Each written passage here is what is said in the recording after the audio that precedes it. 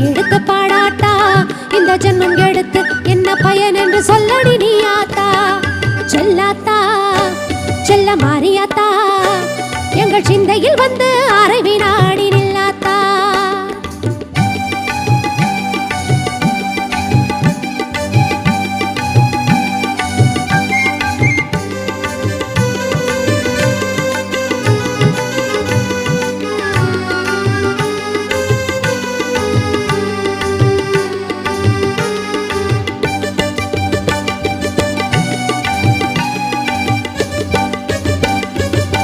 தென்னை மரத்தோப்பினிலே தேங்காய பறிச்சுக்கிட்டு தென்னை மரத்தோப்பினிலே